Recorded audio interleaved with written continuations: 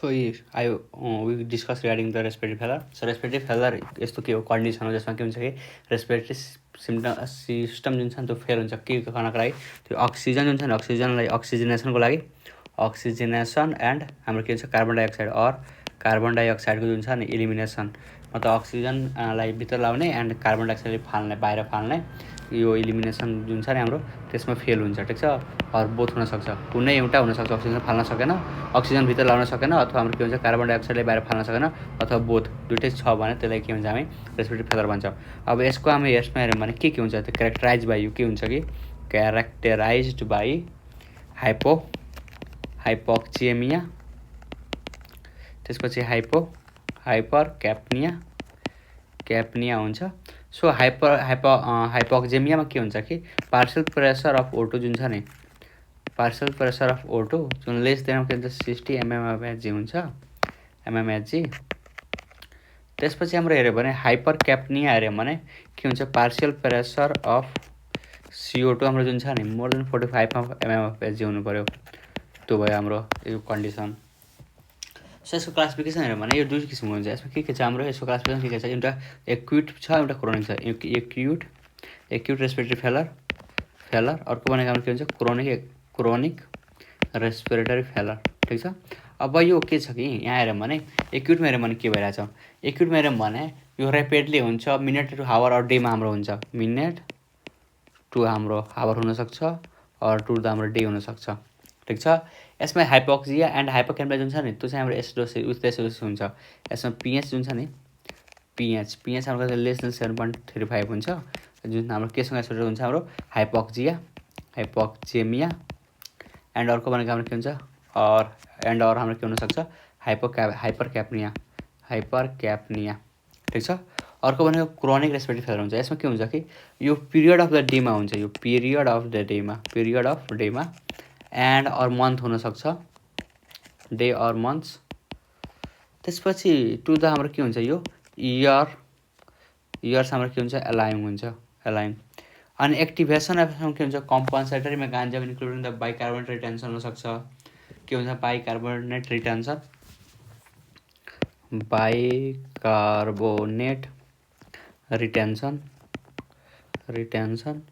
And हाम्रो नर्मलाइजेसन of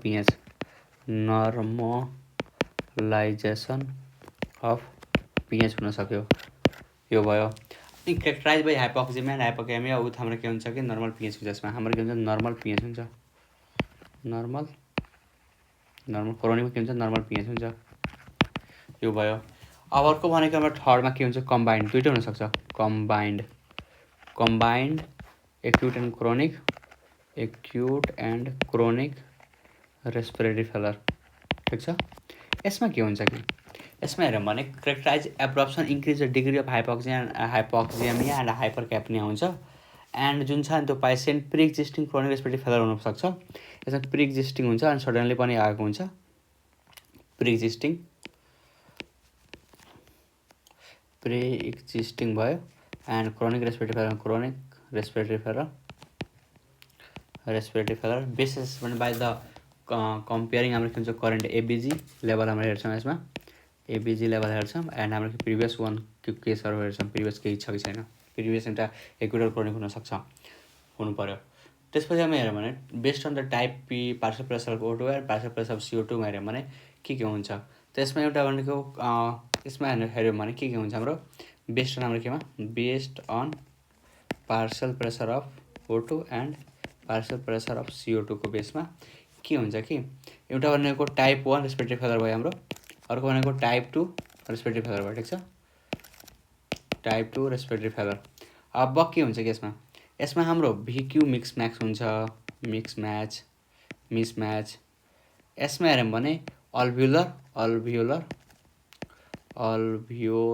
हाम्रो हाइपोभेन्टिलेसन यो भयो एन्ड के हुन्छ यसमा अरू हेऱ्यौँ भने यसमा हेऱ्यौँ भने के हुन्छ हाइपोक्सिया हुन्छ ठिक छ हाइपोक्सिएमिया हुन्छ अनि हाइपोक्याप्निया हुन्छ नर्मोक्याप्निया और हाइपोक्याप्निया हुनसक्छ अथवा नर्मोक्याप्निया हुनसक्छ।